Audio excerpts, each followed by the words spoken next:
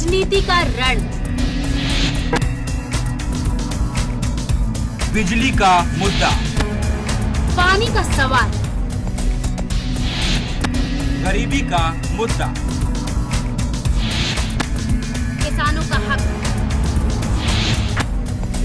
महिलाओं की सुरक्षा, गिरती अर्थव्यवस्था, क्रिकेट की हलचल। आपका मुद्दा सोमवार से शनिवार सिर्फ खबर 24 आवर्स पर। नमस्कार, खबर 24 आवर्स में आपका स्वागत है। मैं हूं आपके साथ रिंकल गुप्ता। चलिए बुलेटिन की शुरुआत करते हैं अब तक की कुछ खास खबरों से। धर्मांतरण और अयोध्या में राम मंदिर के मसले पर बयान देकर सुर्खियां बटोर चुके यूपी के राज्यपाल राम नाईक ने एक और विवादित बयान दे दिया है।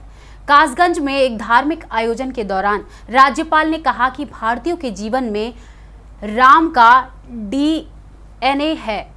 गौरतलब है कि राज्यपाल के संवैधानिक पद पर आसीन होने के बावजूद राम नाईक राष्ट्रीय स्वयंसेवक संघ से अपने रिश्तों को जाहिर करने में जरा भी संकोच नहीं करते। आपको बता दें कि राम नाईक कासगंज के सैलई में एक धार्मिक आयोजन में शिरकत करने पहुंचे थे। वहीं ट्रेन में यात्रा के दौरान कंफर्म बर्थ होने के बावजूद यात्रियों को यह आशंका सताती रहती है कि कहीं उनका कीमती सामान चोरी न हो जाए। यात्रियों की इस परेशानी को दूर करने के लिए जल्द ही उनके सामान की बीमा की सुविधा उपलब्ध हो जाएगी। यानी यात्रा के दौरान कीमती सामान चोरी होता है या उसे किसी तरह का नुकसान पहुंचता है तो बीमा कंपनी मुआवजे का भुगतान करेगी। यात्रियों को ऑनलाइन टिकट बुकिंग के दौरान और ज्यादा सुविधाएं मुहैया कराने के मकसद से भारतीय रेलवे, खान पान और पर्यटन निगम ने सामान बीमा से जुड़ी नई सेवा शुरू करने की योजना बना दी है। इस सेवा के तहत यात्री को RRCTC वेबसाइट के जरिए ई-टिकट की बुकिंग कराने के दौरान सामान बीमा की सुविधा उपलब्ध होगी। गर्मी ने रविवार को 4 साल का रिकॉर्ड तोड़ दिया। 19 अप्रैल को पिछले 4 सालों में इतनी गर्मी नहीं पड़ी जितनी रविवार को थी। इससे पहले साल 2010 में 19 अप्रैल को अधिकतम तापमान 44 डिग्री सेल्सियस दर्ज किया गया था। मौसम विभाग के मुताबिक इस साल गर्मी रिकॉर्ड तोड़ेगी। साथ ही मई के अंत तक दिन का तापमान 48 डिग्री सेल्सियस तक पहुंच सकता है। तेज गर्मी की शुरुआत अब हो गई है। आपको बता दें कि सोमवार को सुबह 8:30 बजे तापमान 29 डिग्री सेल्सियस पर पहुंच गया था। 3 देशों के दौरे से लौटने के बाद प्रधानमंत्री नरेंद्र मोदी 26 अप्रैल को एक बार फिर देश के लोगों के मन की बात करेंगे। प्रधानमंत्री ने सोमवार सुबह ट्विटर के जरिए इस बात की जानकारी दी। हालांकि इस बार मन की बात का मुद्दा क्या होगा यह अभी तक साफ नहीं हो पाया है। प्रधानमंत्री ने सोमवार से शुरू हुए संसद के बजट सत्र के मुद्दे पर ट्वीट किया और उम्मीद जताई कि ये सत्र शांतिपूर्ण चलेगा और इस सत्र में कई अहम मुद्दों पर चर्चा की जाएगी। वहीं सीताराम येचुरी निर्विरोध मार्क्सवादी कम्युनिस्ट पार्टी के नए महासचिव चुन लिए गए हैं। पार्टी की विशाखापट्टनम में चल रही कांग्रेस के अंतिम दिन रविवार को पार्टी महासचिव प्रकाश करात ने उनका नाम प्रपोज किया और पार्टी की सेंट्रल कमेटी ने उन्हें 3 साल के लिए पार्टी महासचिव चुना। आंध्र प्रदेश के 63 वर्षीय येचुरी उदारवादी सोच वाले नेता माने जाते हैं और अर्थशास्त्र और गठजोड़ की राजनीति के माहिर है। येचुरी इससे पहले पार्टी के अंदरूनी फोरम पर पार्टी की कुछ नीतियों पर सवाल भी उठाते रहे हैं। येचुरी ने कहा कि हमें पार्टी संगठन को मजबूत करना होगा ताकि देश और पार्टी के सामने कोई चुनौती का सामना कर सके। फिलहाल इस बुलेटिन वक्त हो चला है एक छोटे से ब्रेक का, कहीं मत जाइएगा।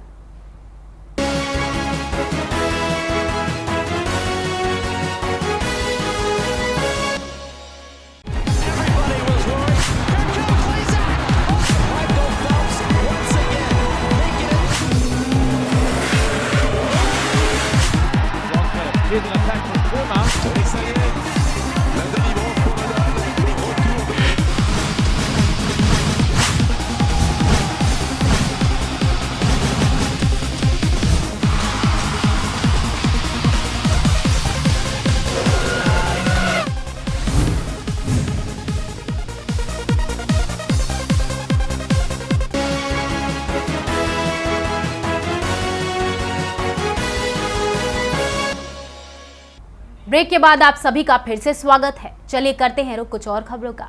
संसद के बजट सत्र का दूसरा हिस्सा शुरू हो गया है। साथ ही प्रधानमंत्री नरेंद्र मोदी का कहना है कि वह विभिन्न मुद्दों पर रचनात्मक बहस के लिए साथ ही सार्थक सत्र के आकांक्षी है। मोदी ने ट्वीट किया कि संसद सत्र शुरू हो रहा है, मैं विभिन्न मुद्दों पर रचनात्मक बहस के साथ ही सार्थक सत्र का आकांक्षी भी हूं। लोकसभा में विवादास्पद भूमि विधेयक के मुद्दे पर सर्वाधिक हंगामा होने के आसार हैं। सरकार ने नया भूमि अध्यादेश बजट सत्र के दूसरे हिस्से के पहले ही दिन सदन के पटल पर रखने का फैसला किया है।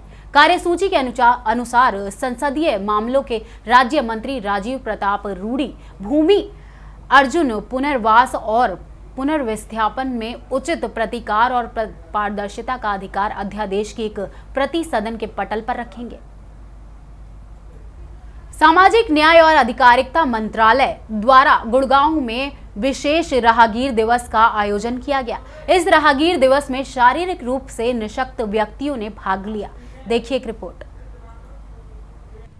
सामाजिक न्याय और अधिकारिता मंत्रालय द्वारा गुड़गांव में विशेष राहगीर दिवस का आयोजन किया गया। इस राहगीर दिवस में शारीरिक रूप से निशक्त व्यक्तियों ने भाग लिया और लोगों को राहगीरी में निशक्त व्यक्ति बास्केटबॉल से लेकर नृत्य कला, स्केटिंग, ताइक्वांडो, साइकिलिंग और अन्य मनोरंजन कृत्य करते नजर आए और हंसी खुशी के साथ अपना जीवन जीते हुए दिखाई दिए। कार्यक्रम में गुड़गांव, भिवानी, फरीदाबाद के लगभग 150 शारीरिक रूप से निशक्त लोगों को tricycle, wheelchair, mental retarded kit, hearing मशीनें बांटी गयी। इस कार्यक्रम में लगभग 40 से 50 स्वयंसेवी संस्थाओं ने भाग लिया। इसी समारोह का उत्साहवर्धन करने पहुंचे मुख्यमंत्री मनोहर लाल खट्टर, केंद्रीय सामाजिक और न्याय मंत्री कृष्णपाल गुर्जर और विजय सपाला, हरियाणा के लोक निर्माण मंत्री नाहावीर और सोहना विधायक तेजपाल तनवर, साथ ही गुड़गांव के विधायक उमेश अग्रवाल भी समारोह में पहुंचे। वहीं होडल में बीजेपी के वरिष्ठ नेता और पूर्व मंत्री हर्ष कुमार ने प्रेस वार्ता के दौरान जनता दल पर प्रहार करते हुए कहा कि जिन 6 पार्टियों ने मिलकर पार्टी नई गैंग बनाई है, जो भी पार्टियों ने नेताओं के गैंग बनाया है, ये राजनीति में सभी पिटे हुए चेहरे हैं। जो इनेलो पार्टी इस गैंग में शामिल हुई है, इससे किसी भी पार्टी को कोई फायदा नहीं होगा। हर्ष कुमार ने कहा कि हरियाणा में इनेलो पार्टी का अस्तित्व समाप्त हो गया है। इनेलो पार्टी से किसी भी पार्टी को कोई फायदा नहीं होगा। देखो, जहाँ तक ये जो 6 पार्टी मिलकर जनता दल बना रहे हैं, जो परिवार इकट्ठे, इनके लोकसभा में 15 MP हैं। और जहाँ तक लालू की बात है, नीतीश की बात है, दोनों पिटे पिटाए बोहरे हैं। मुलायम सिंह की यूपी की हालत की आप पता है कि क्या जो भी कुछ है। ये जो अपना भविष्य इनका खतरे में है, अकेले इनके पल्ले कुछ नहीं है, तो इन्होंने सोचा होगा कि चलो इकट्ठे करके हम भाई कुछ ना कुछ जान पड़ जाएगी। बाकी ऐसा कुछ नहीं है। अब तक ये अकेले थे, अब ये गैंग बना लेंगे। जो गैंग है वो और ज्यादा बदनाम होता है। अकेला तो बदनाम होता है जहाँ अपने स्टेट में, जैसे लालू की गुंडागर्दी की सब पता, सजा आफ्ता आदमी बेचारा इलेक्शन नहीं लड़ सकता। मुलायम सिंह की गुंडागर्दी की पता, आगे हालत पतली, इनेलो की सब सामने आ गई, इनेलो का मुखिया जेल में है। तो ये सारी जो चीजें हैं, देवगौड़ा प्रधानमंत्री रह लिया, उसके पल्ले कर्नाटक में कुछ नहीं। इस तरह की जो पार्टी हैं, ये अपना जो वजूद खो चुकी हैं, इसलिए एक हो रहे हैं। शायद भाई एक होने से वजूद बन जाए, लेकिन एक होने से इनको और ज्यादा नुकसान होगा। क्योंकि बताया जा रहा है कि जैसे कि आने वाले जो चुनाव यूपी में जो इनेलो को जो विलय हुआ है, उसमें मुलायम सिंह को जो दक्षिण उत्तर प्रदेश है, उसमें चुनावों में कुछ बेनिफिट होगा। जो जाट वोट बैंक है, क्या जो मतलब इसकी तरफ मुड़ेगा मुलायम सिंह। जब चौटाला मुख्यमंत्री था तो चौटाला ने हरियाणा का पैसा उत्तर प्रदेश में बहाया खूब। जहां उत्तर प्रदेश में इसने मुख्यमंत्री होते जलसे किए, वहां टेंट हरियाणा से जा रहा है, भीड़ हरियाणा से जा रही है, और इसने कई 100 करोड़ रुपया यूपी में हरियाणा का बहाया। और इसकी एक भी ऐसा कैंडिडेट नहीं रहा जिसकी कोई 1000 से ऊपर वोट आई हो। तो इससे क्या तो लाभ मुलायम सिंह मिलेगा, मुलायम सिंह से क्या लाभ चौटाला मिलेगा, चौटाला से क्या नीतीश मिलेगा, नीतीश से क्या मुलायम मिलेगा। ये जो मैंने आपको बताया गैंग है। अब तक ये अकेले का अकेले थे, अब ये गैंग बन गए और कोई खास बात नहीं है ना। इनसे कोई फर्क पड़ना राजनीति में। क्या ये जो इन्होंने जो कहा है कि भाई हम इससे बीजेपी को घेरेंगे सेंटर में, ये इसलिए इन्होंने एक गठबंधन किया है और ये सभी पार्टी एक होकर ये जो लड़ी है।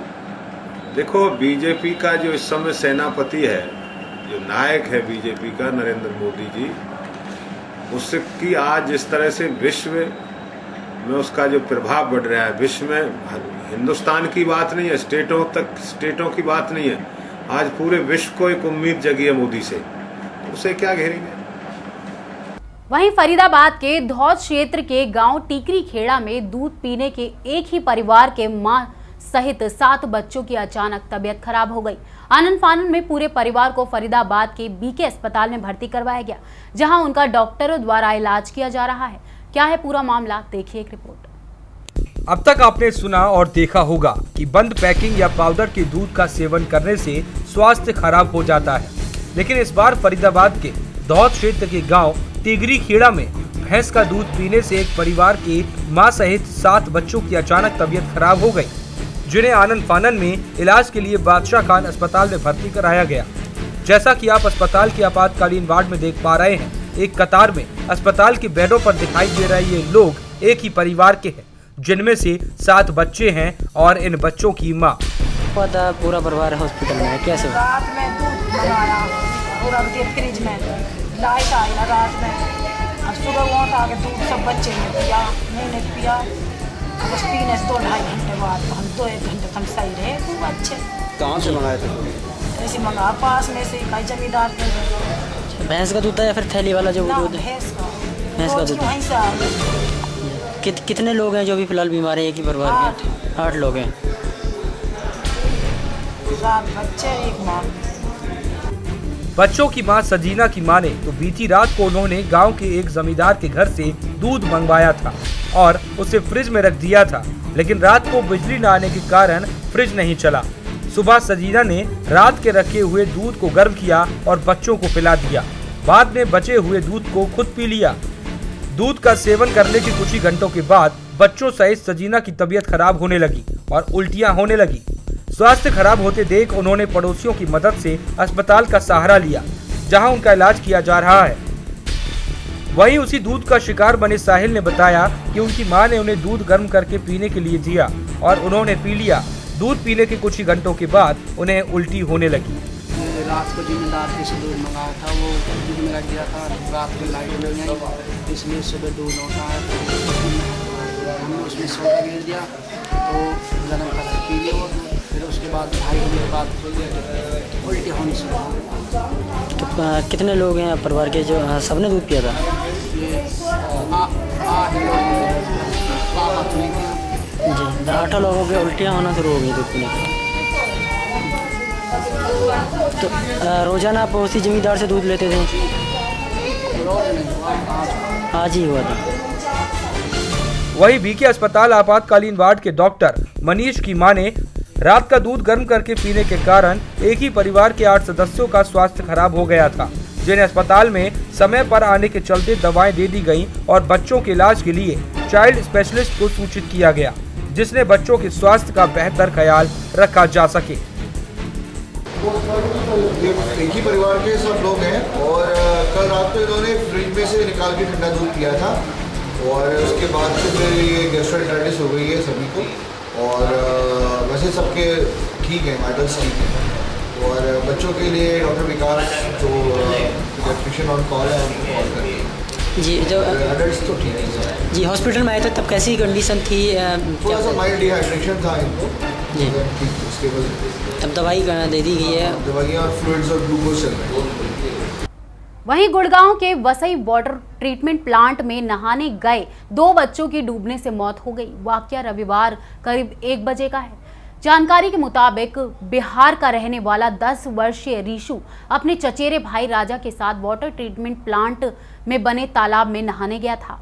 लेकिन पैर फिसलने की वजह से दोनों छात्र तालाब के अंदर गहरे पानी में चले गए। देखिए एक रिपोर्ट। गुड़गांव के वसई वाटर ट्रीटमेंट प्लांट में नहाने गए 2 बच्चों की डूबने से मौत हो गई। वाकया रविवार करीब 1 बजे का है। जानकारी के अनुसार बिहार का रहने वाला 10 वर्षीय ऋषु अपने चचेरे भाई राजा के साथ वाटर ट्रीटमेंट प्लांट में बने तालाब में नहाने गया था, लेकिन पैर फिसलने की वजह से दोनों छात्र तालाब के अंदर गहरे पानी में चले गए।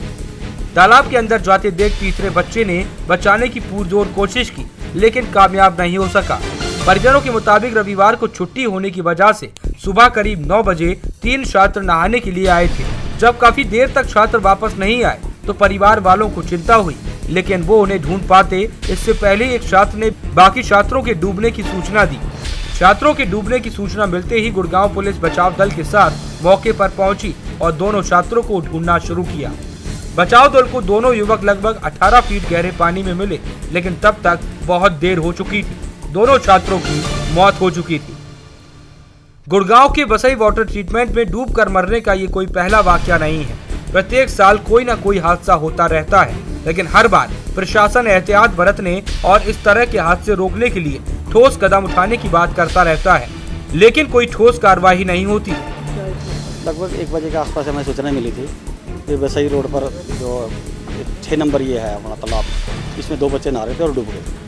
तो जैसे हमें सूचना मिली, हमने तीनों स्टेशनों से अपनी गाड़ियों में गाड़ी बोट वगैरह जो रेस्क्यू हमारे पास टूल थे वो लेकर हम यहाँ पहुँचे और लगभग 1.5 घंटे की मशक्कत के बाद पहले एक निकाला हमने, लगभग 2:35 के आसपास एक निकाला और जैसे हमें उसके लोकेशन का पता चला वो कहाँ से निकला, वही एरिया हमने टारगेट करा और 2:50 पर हमने दूसरा बच्चा को निकाल दिया।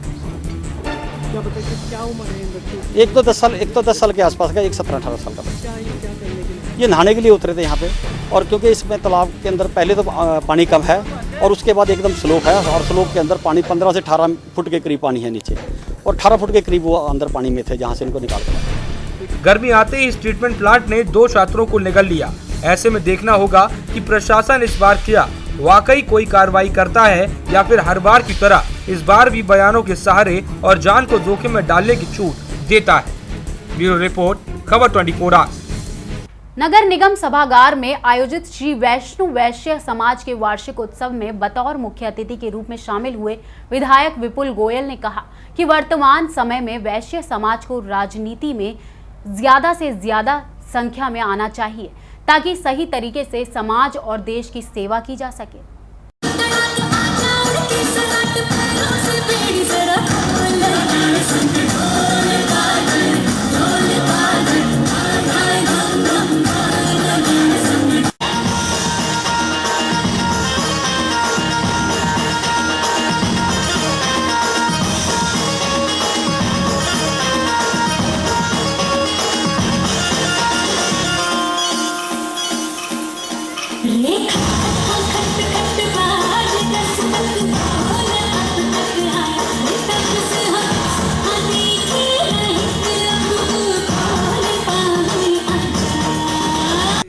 फरीदाबाद एनआईटी नगर निगम सभागार में श्री वासुदेव वैश्य समाज का 3रा वार्षिकोत्सव रविवार को बड़े ही धूमधाम से मनाया गया। इस वार्षिकोत्सव में वैश्य समाज से जुड़े हजारों लोगों ने हिस्सा लिया। नन्हे मुन्नों का डांस देख दर्शक दीर्घा में बैठे मुख्य अतिथि, विशिष्ट अतिथि और दर्शक सभी आश्चर्यचकित थे। इस अवसर में तकरीबन 25 बच्चों ने अपनी मनमोहक और आकर्षक प्रस्तुति से सभी को भाव विभोर कर दिया। समारोह के मुख्य अतिथि फरीदाबाद विधायक विपुल गोयल ने मेधावी बच्चों को सम्मानित किया। इस अवसर पर मुख्य अतिथि विपुल गोयल को दिल्ली के गंगा प्रसाद सुमन ने अपनी पुस्तक चिंतन धारा भाग 3 भेंट की। वैश्य समाज की प्रधान जेपी गुप्ता ने बताया कि समारोह श्री वैष्णव वैश्य समाज, श्री वैष्णव वैश्य महिला संगठन और श्री वैष्णव वैश्य युवा संगठन का 3रा वार्षिकोत्सव मनाया जा रहा है। इस तरह के मौके पर हम महिला, युवा वर्ग और बच्चों को अपनी प्रतिभा दिखाने का पूरा अवसर देते हैं। वार्षिकोत्सव पर पूरे फरीदाबाद से हजारों वैश्य समाज के लोग आए हुए थे, जिन्हें हम समाज में फैली हुई कुरीतियों के बारे में बताते हैं और आने वाला समय देश हित के लिए दहेज प्रथा और कन्या भ्रूण हत्या पर खासकर ध्यान देने का संदेश देता है।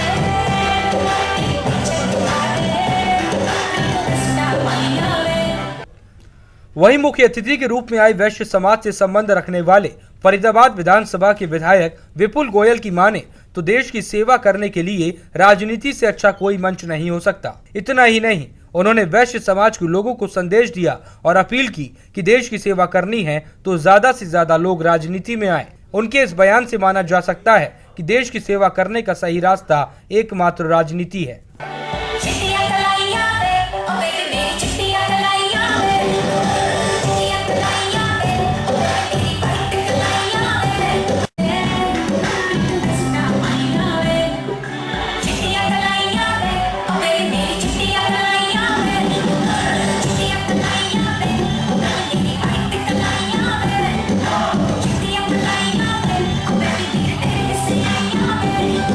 वासिम जिले के मालेगांव वन विभाग के रेंज के ऑफिसर RM खोपड़े को मिली खुफिया जानकारी के आधार पर देवथाना प्रागाबंदी रोड पर रेंज ऑफिसर ने दल बल के साथ जंगल में छापा मार सांगवान तस्करों को दबोचने की कोशिश की, लेकिन तस्करों ने वन कर्मियों पर ही पथराव कर दिया, जिसके विरोध में वन कर्मियों ने शासकीय बंदूक से हवा में गोली चलाई और 2 तस्करों को पकड़ने में कामयाब रहे। दिनांक 16/4/2015 रोजी रात्री खबर मिळाल्यावरून मी माझ्या सहकार्यासह पांगराबंदी घाटामध्ये गेलो।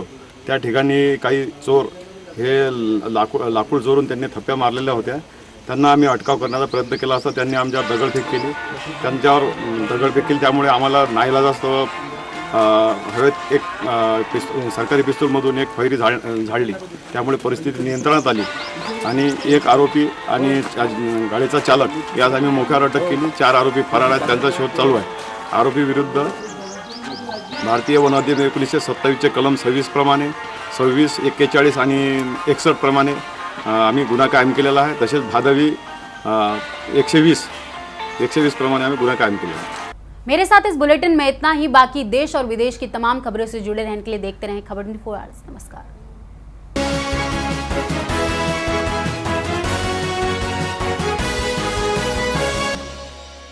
Schooling, teaching, training, preparation, guidance, improvement, education hours, सिर्फ खबर 24 आवर्स में।